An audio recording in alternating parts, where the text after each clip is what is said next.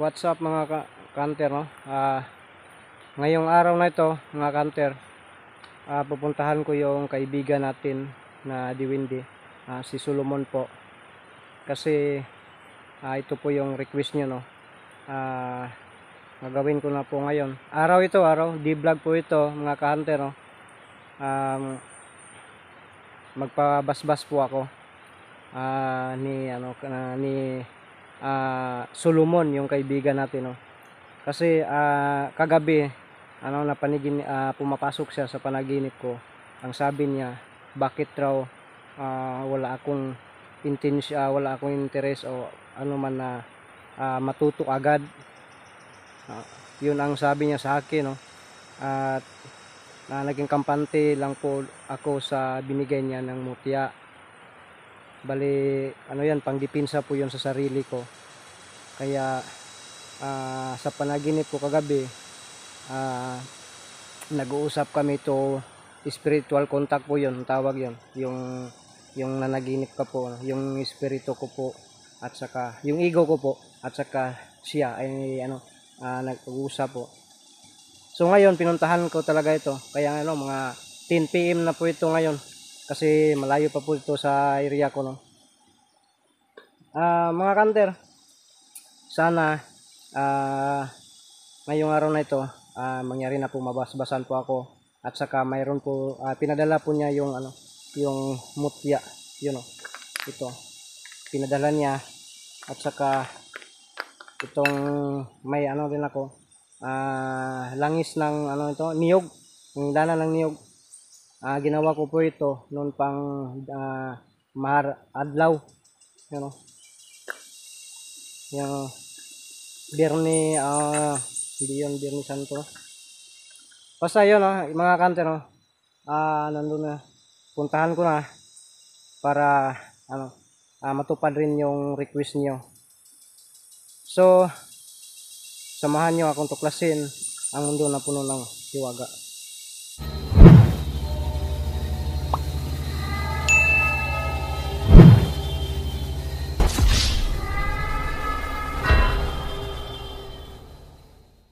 So mga ka-hunter, no?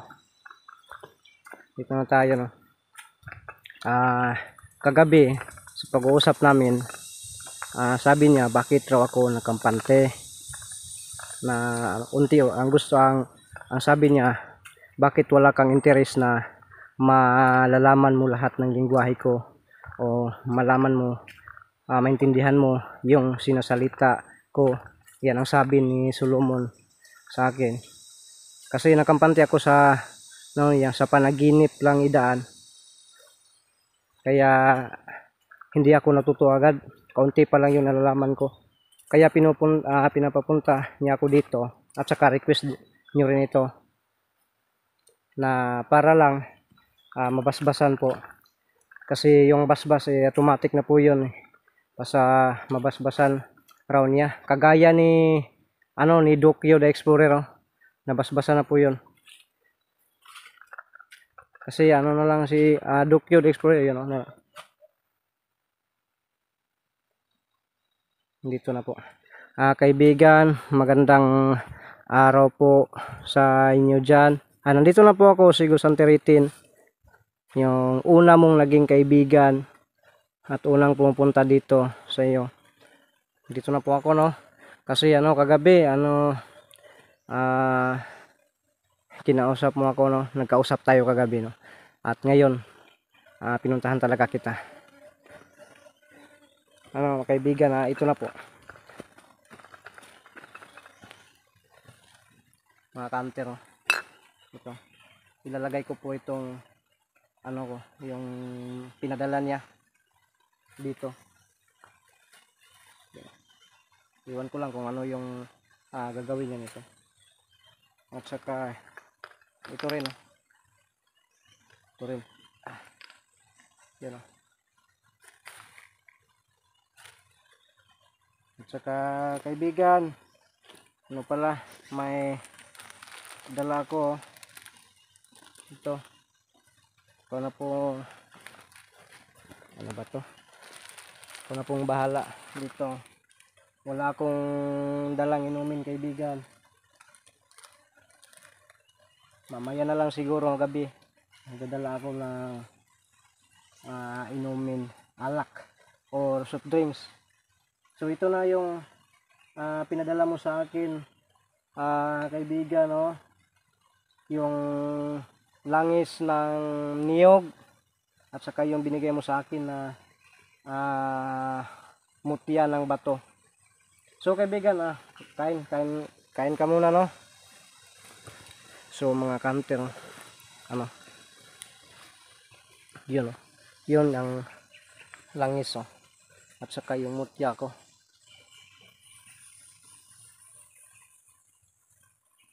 Yun, oh.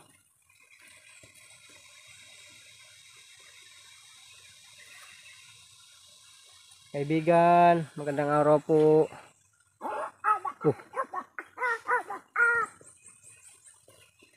Akala ko wala ka pa po dito, kaibigan. Ito na po yung sinabi mo sa akin kagabi, no? Dinala ko na po ito. Ito. Oh, medyo hirap yung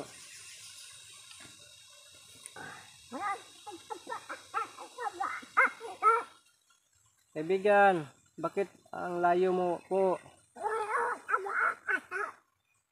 Ganito kaibigan, nalalapit ako ng kaunti sa sa bahay mo, no? At saka ito. Tingnan natin ito. Yan. Kaibigan, ito na po. May dala kong pagkain.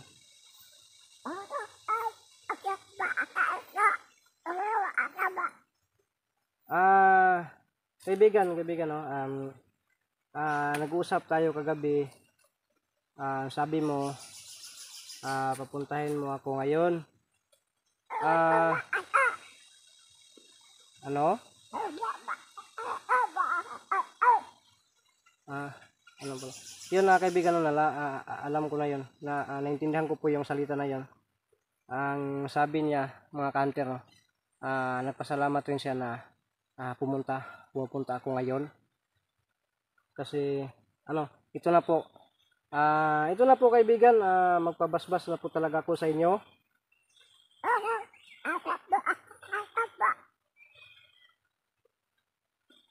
Sige, mga kanter, ang sabi niya sa akin, mamaya na daw kaunti yung basbas, mga kanter. Kasi araw ngayon, mga kanter, baka may oras yan na yung basbas niya. Kasi nalaman ko yung si Dukyo gabi yun, mga kanter. Ang gusto niya, ito pala yung paligid, oh. Ito na po yung hinihintay nyo talaga, no? Request nyo. Pasensya na po talaga kasi naging kampante lang po talaga ako, no? Kaibigan,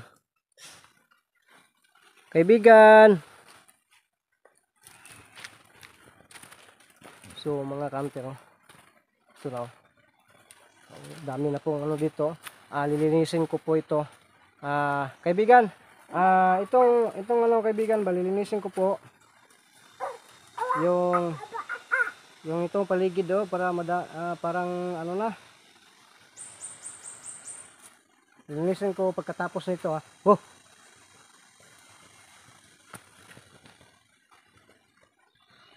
tingnan nyo, ito pala yung purpose na pinadala ako ng langis ito ng niyog.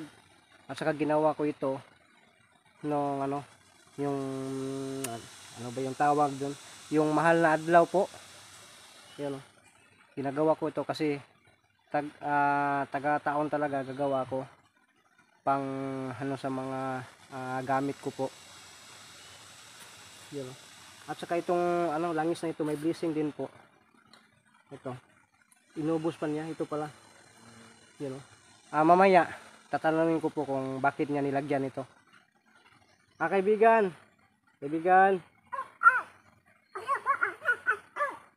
Yun. At saka pasensya na po na ko kinakain niya, mga kanter. So kaibigan, pwede na pa ba akong magpabasbas sa iyo ngayon?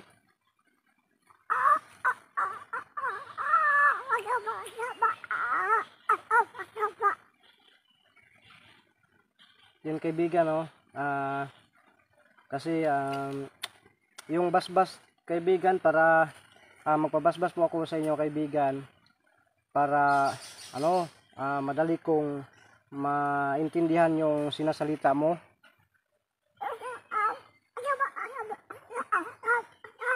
Yun, yeah. Dito tayo sa dito tayo kasi yung nahumanhid na yung ko, ano ba to, hindi dito tayo, dito. Pasensya na po talaga kayo sa camera ko, baka hindi na tayo na hindi na po tayo nagkasya dyan. Kaibigan,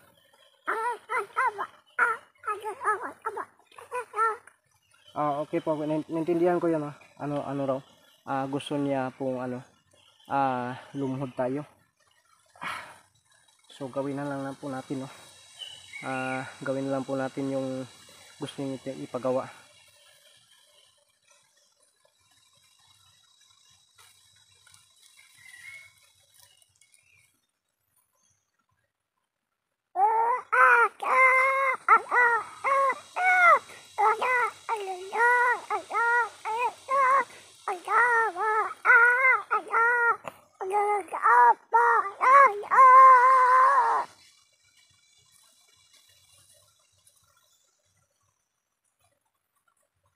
Kaibigan, ito po ba yung yung sinasabi niyong basbas?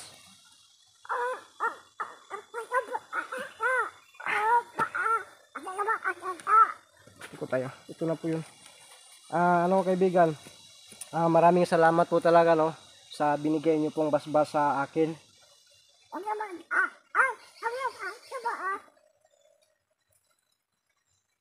Kaibigan, hindi pa nga ako naliligo, pero dito parang pinaliguan niyo po ako, grabe. So kaibigan, may tanong lang po ako sa inyo, sa iyo po. Bakit niyo po dito nilagay yung langis na ginawa ko nung Biyernes Santo po?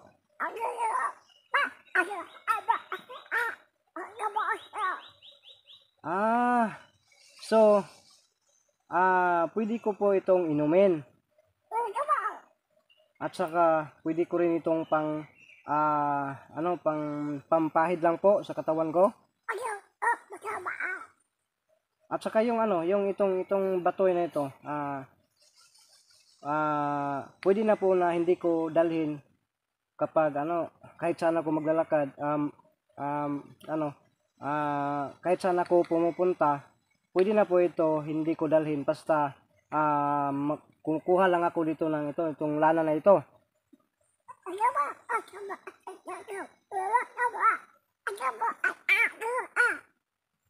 Okay po.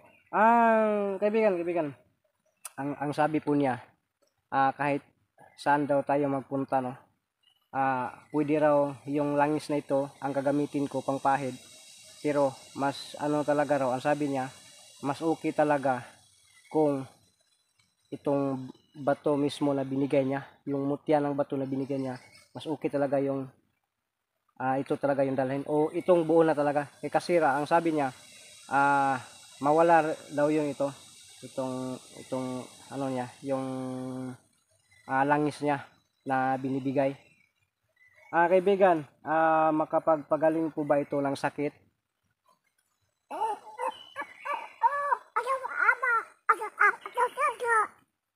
Ganun po ba kaibigan?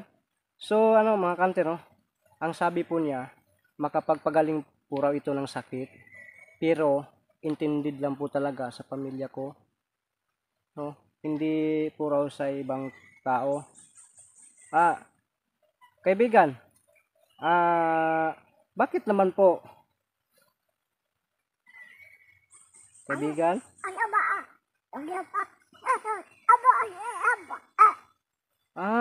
Ganun pala yung yung may limitasyon pala ito mga kanter. Ang sabi niya, hindi pa raw niya full na ibinigay sa akin talaga lahat ng ano nito. Kasi intended lang po talaga sa pamilya ko, no, yung pwedeng magamot nito at depensa. Dalawa pa lang purpose ito. Pwede pala itong makapanggamot at saka pangdepensa po. So, ano pala, inobserbahan lang pala tayo, no, ng kaibigan ko, no. At saka yun talaga yung gusto ko, no, yung ini-screen po muna ako bago bago ko makamit yung gusto ko o yung pangarap ko. Ini-screen po talaga. Kasi yun kapag pupunta, kaibigan, no, bakit po ba ini-screen mo po ako?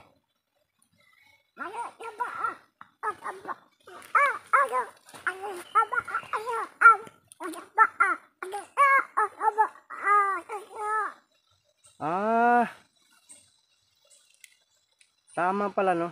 Kasi kaibigan, talaga, no, nalaman mo talaga na ganun klaseng tao po ako, no? Nalaman niya mga kanter na hindi lang ito yung una yung kasi may kaibigan po rin ako na isang tao po na may alam sa lihim ng karunungan. Tapos naging kaibigan ko, binabalikan ko. Marami po siyang tinatago pang depensa, pero hindi ako humihingi. Mga isang taon po bago ko kusa na lang po akong binibigyan, no. Kung naalala niyo po yung vlog ko na pumupunta ako kay 44, parang ganun po, kusa akong binibigyan ng ganun na lihim ng karunungan. Hanggang ngayon ginagamit ko pa po, pero hindi ko po pinapakita sa inyo kasi bawal talaga. At yan din ang sabi ni ng kaibigan natin na si Solomon dito. Yan din ang sabi niya sa akin. Gusto po raw niya na i-screen muna talaga ako. Kasi ang sabi niya, special po daw ako sa kanya. Kaya ayaw niya po na maging maabuso po, no? At saka ang gusto niya na idisiplina talaga ako, no, bago ko makukuha lahat yung gusto niyang ibigay. Gusto talaga niyang ibigay. Hindi naman ako po ito hinihingi, no. Itong bas-bas lang po yung at saka nagsasabi nagkausap naman po kami, no. So kaibigan, maraming salamat po talaga. Okay na po ba ito? Kami pang dito.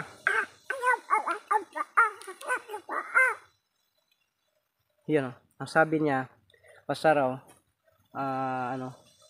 ipapatuloy ko lang po ang ginagawa ko at saka hindi ko raw babaguhin yung ugali ko kasi sinubaybayan niya talaga ako. Totoo po ba yun, kaibigan?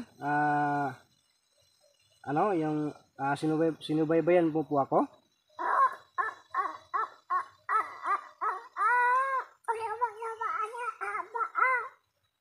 Yun, yun talaga yung sabi niya. At saka ang sabi niya, hindi lang sana raw hindi ko iabuso ang lahat. At saka sabi niya rin sa akin, sana ay yung ugali ko hindi ko babaguhin, no. At saka yun ang pinaka niya, sana raw araw-araw ko siyang dadalawin dito, mga kanter. So mga kanter, ito na po yung gusto niyo. Araw-araw ko po itong dadalawin dito kahit di vlog or gabi. So kaibigan,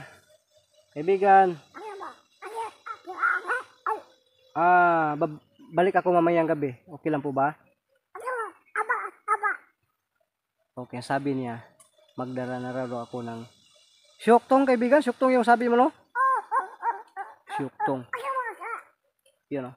Kasi kasi kaibigan, nagdala ako dito ng syuktong. Hindi ko na inulit po kasi nalasing ka. Ang sabi niya, nanibago lang po daw siya. No, nanibago raw po siya. Pero nang si Dokyo dahil yung palagi pinupunta si Dokyo dito, doon siya nakatikim ng syuktong rin. At saka yun talaga yung palagi dinadala ni Dokyo. So nasanay na siya. Kaibigan, mamaya magdadala po ako ng syuktong. dalhin kita dito, no? Magdadala po ako. At saka, ano, yun, chocolate pa rin, no? Ano, kaibigan, hindi na po ako magtatagal, kaibigan. Salamat po talaga sa time na ibigay mo sa akin, kaibigan, no? At saka ito, dalhin ko na lang po ito kahit saan ako magpunta, no? So ngayon, babalik ko po dito, mga kante, no? Bago tayo umalis. Kaibigan, maraming salamat po,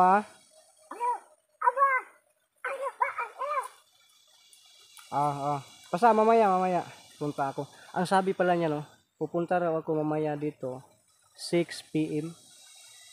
Yun, mga kantero. 6 PM po yun, no, kaibigan. Yun, yun. 6 PM. Kinakailan nandito na puro ako. So gagawin natin mamaya, no. Hindi na ako uwi ngayon ng bahay ko. May bahay naman diyan sa unahan. Yung sa baba. Doon lang po ako mag-standby pa 6 PM po. So kaibigan, ano pala? Uwi na po ako, balik lang po ako maya, ha. Yan, marami po salamat talaga. Yan. Mga kantero, ito na po. Ang sabi niya, kinakailangan 6 PM po. Makabalik ako dito mamaya. So, ang gagawin ko ngayon, hindi na po ako uwi ng bahay para makatipid po ako sa gas, no? Kasi sobrang mahal ang gas ngayon. Ang gagawin ko, standby lang po ako dito kung may bahay dyan sa bandang baba. Diyan lang po ako, no? Bibili lang po ako ng pagkain. At saka, para mabalikan ko po mamayang gabi. Exactly mga 6 PM po. So hanggang dito lang po yung video ko. Maraming salamat po.